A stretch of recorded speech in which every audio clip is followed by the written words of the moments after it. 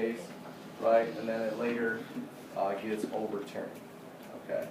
What? I was going to say the exact thing you just said. Oh, sorry about that. Yeah, I'll let you chime in on the next one then. Okay, I'm coming to you next, so be prepared. I don't have All right. You don't want it? Okay, that's fine. We'll come back to you later on then. So, what is the description of the second KKK? I know in the book it didn't really directly come out and say the second KKK, but we learned that the KKK was created after the Civil War, and then it kind of died down for a while, but then it was revived.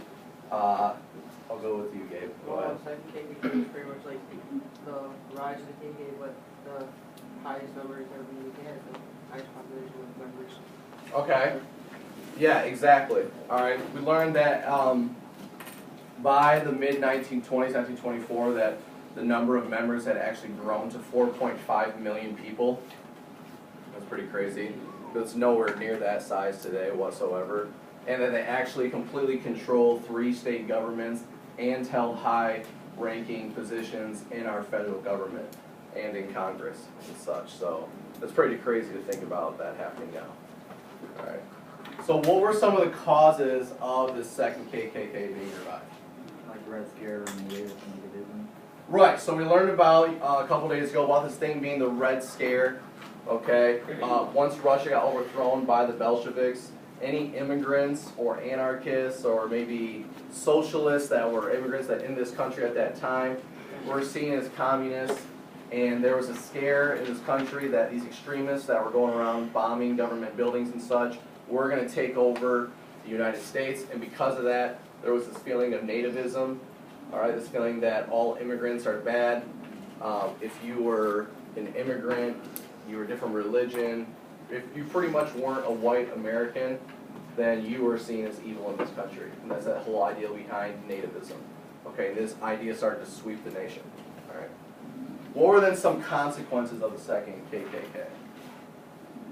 Go ahead. A lot of immigrants and other people died. Right, so immigrants, a lot of other people died. Remember when did I tell you guys about that story about the student, or not the student, but the little child that was wrapped around a blanket in New York City, a German immigrant, and was hung in Times Square?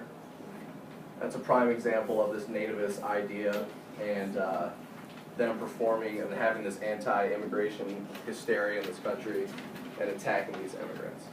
Okay. Can someone tell me what prohibition was? Go ahead. The banning of alcohol. Right, banning of alcohol. Okay, back then alcohol was seen as the devil.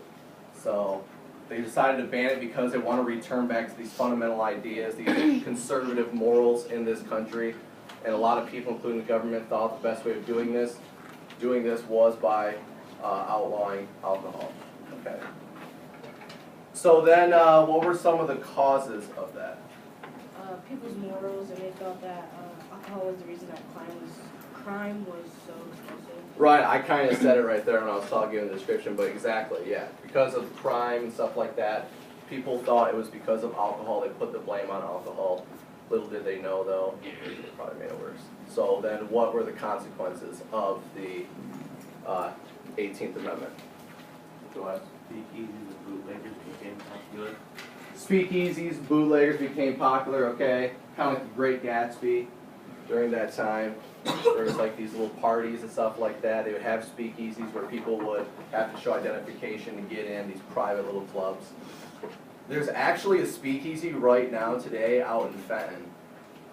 There's this Mexican restaurant out there, and it's kind of like a little hole in the wall. It's hidden. I think if you can Google it, you can go there.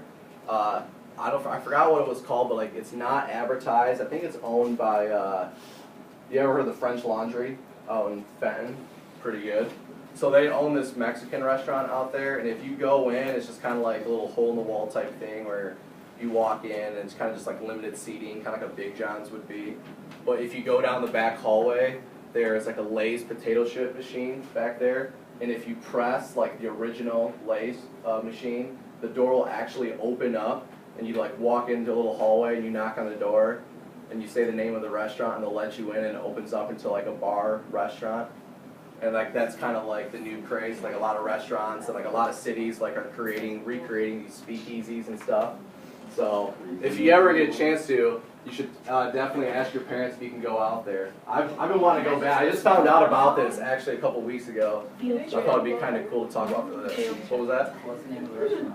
You know what? I totally forgot what it was called. If you Google it though, it'll pop up. You'll be able to find it. But the French Laundry, because they own it, just look up Speakeasy Mexican Restaurant in Fenton. But because like the French Laundry owns it and they want to keep it like a speakeasy theme, like they don't advertise it at all. They never talk about it or anything. It's just kind of like a word of mouth type thing. I don't know. It's kind of cool. I want to go check it out for sure. So if you're ever out there, you want to try something different, convince your parents to take you to the speakeasy out there. Okay. It's not just a bar, it's a restaurant and family-friendly environment. So it's pretty cool. Right. So then what were the consequences of Prohibition then? I think we already covered it. Did we already cover that? Okay, no problem. We'll move on Already then. doing that. Okay. Sorry. No, it's okay. So, the new woman. What was this new woman about? We kind of touched on it a little bit. We're going to talk about that today. Look